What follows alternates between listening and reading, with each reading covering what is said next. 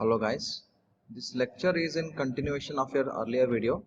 The last video I was speaking about what happens if the constriction is not there between upper cage and lower cage. Constriction in sense what? It's a air gap. Basically you can see upper cage is separated by certain distance.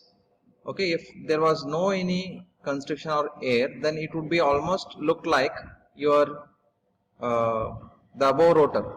Okay, the above rotor, it was having what? Deep bar cage rotor. Yes or not? It was a deep bar cage rotor. It would almost look like this. Okay, why? Because here we will get two different torques. One torque is due to upper cage, the other torque is due to lower cage.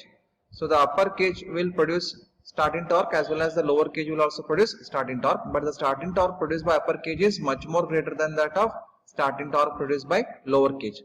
Like I said, the area of cross section is less. If area of cross section is less, means the resistance offered to the current will be more. If the resistance offered to the current is more, means what happens? The current, the starting torque will increase. So here the starting torque is more and here starting torque is less. Here also there is accumulation, so current is pushed at the surface. Here also impedance is more, current is pushed to the surface. Okay. So now we can see here is that we have three different slip torque characteristics. So let us see one by one. You can see here the first one, you can see that is torque due to upper cage. Okay, I can see that the torque due to upper cage, you can see from this point to this point the starting torque is bit high, because s equal to 1 means this is the starting torque. From this point to this point means it is a starting torque of the upper cage is high. But when you see the torque due to inner cage, you can see, like I said, the torque, the starting torque produced by the lower cage is less. You can see from this point to this point, it is only of this distance and this is of this much of distance. So one thing what you can understand is the upper cage will produce high starting torque initially and the lower cage will produce less starting torque, but both torques will combine to form a resultant torque. This is the third torque, you can see.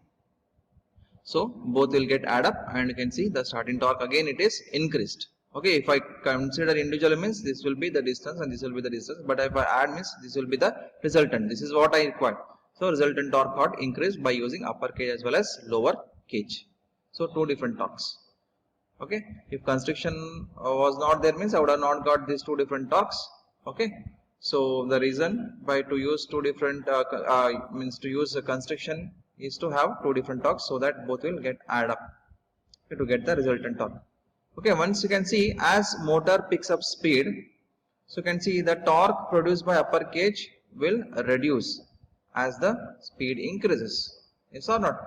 But you can see torque produced by inner cage or inner cage, you can see the torque has gradually got increased. Yes or not?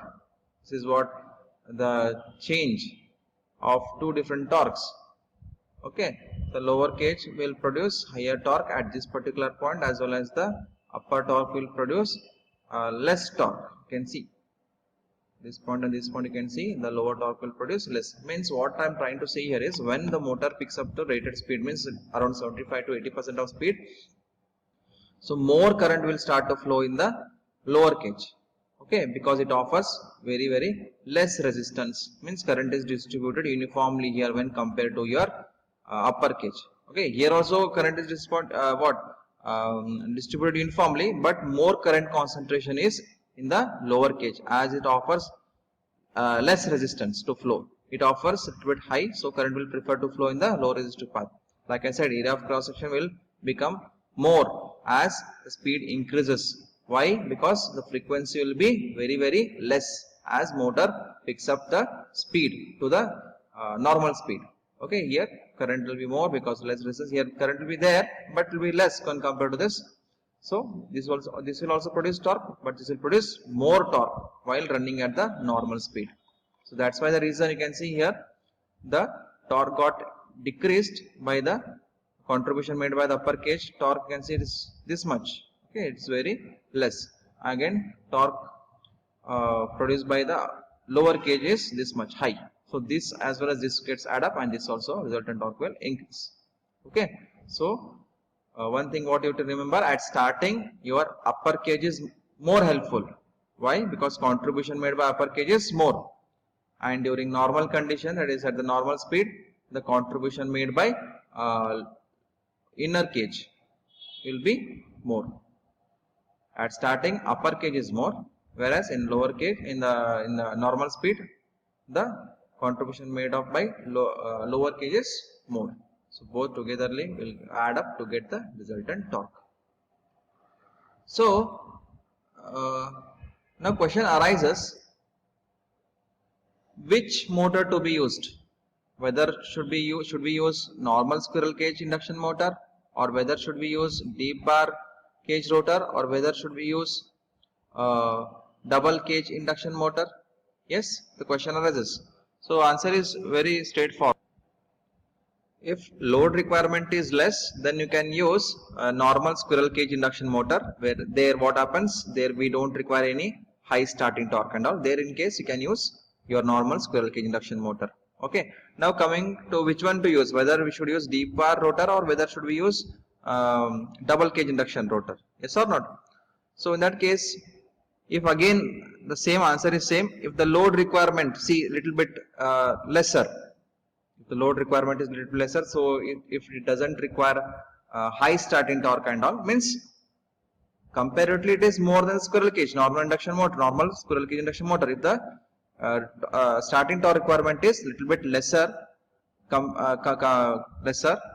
then you can use what, deep bar cage induction rotor.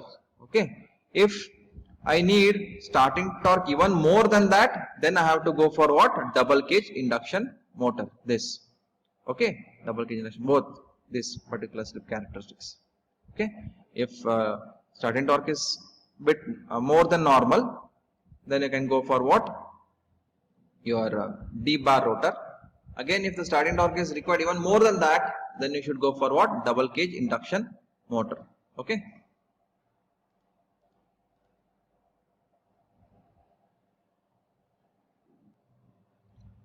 Now we shall go to the next topic, that is induction generators. Yes, your induction generators are similar to that of your induction motor, but only one change is what?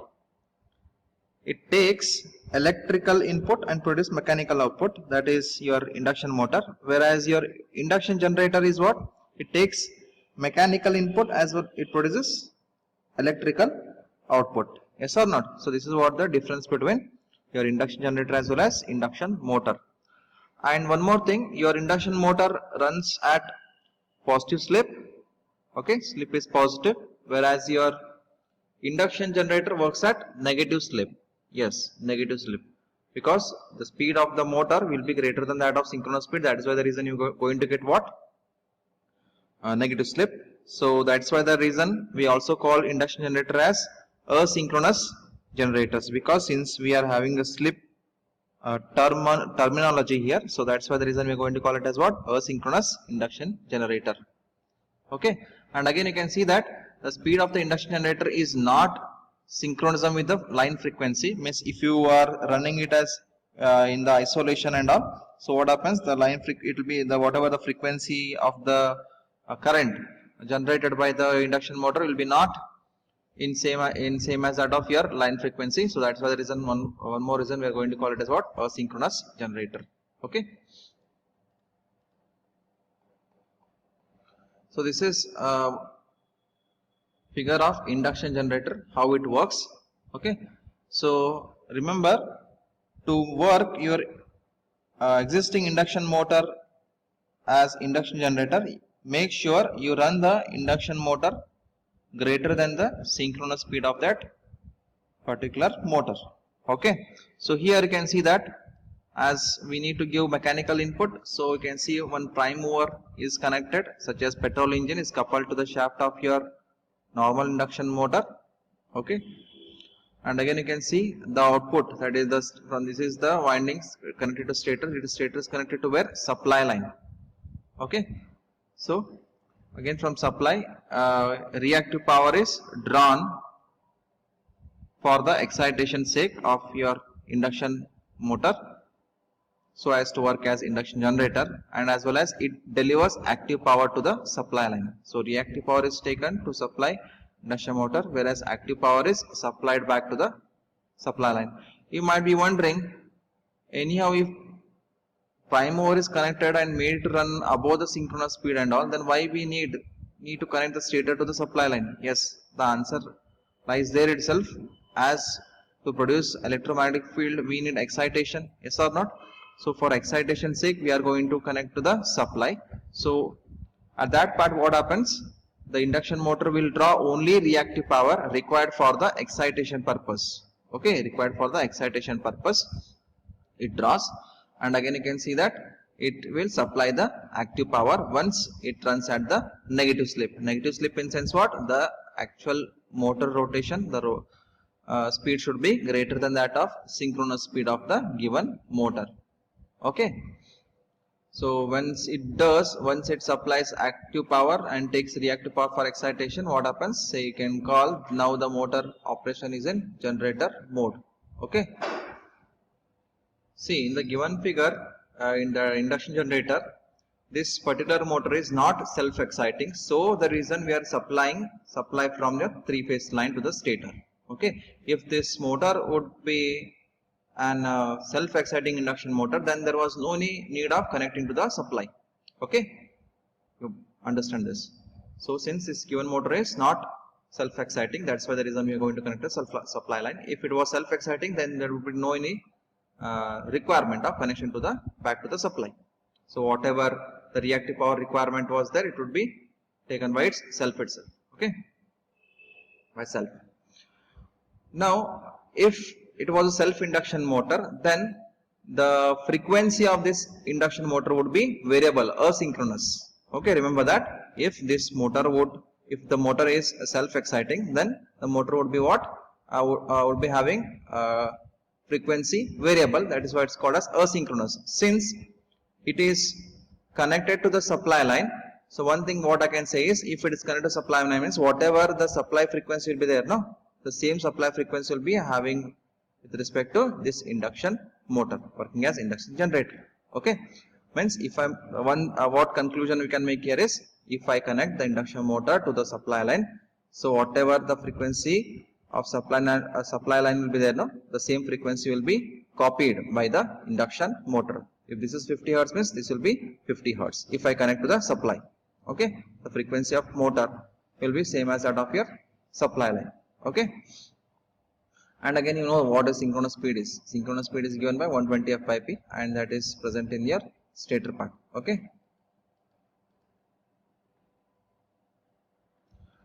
so obviously if the given motor is running in the generator mode, means you can see the speed torque characteristics from here to here. This was for motoring action, which we dealt in the earlier class, and from this part to this part it was braking region, and again from this part to this part it was generating region. Now actually we are at this part.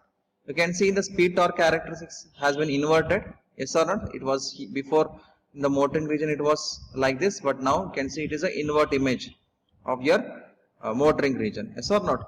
Now you can see the torque has changed its direction. Yes, torque has changed its direction. Before it was like this, but now it is inverted. Okay, but even after torque direction has changed, the flow of current will always remain same. Okay, the active power flow of current will remain same even after the torque characteristics is inverted. Okay, it is similar to that. This is a mirror image of this, inverted mirror image you can call.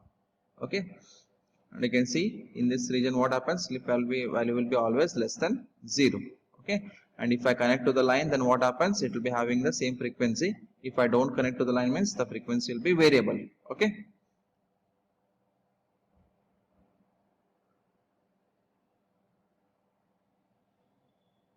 so thus what we can conclude here is, direction of the motor as well as direction of the rotation of the generator is opposite to each other, yes or not? You can see torque is here like this and torque is opposite to this. So direction of rotation of motor as well as direction of rotation of generator are opposite, but the flow of the current direction will be always same. Okay, current direction is always same.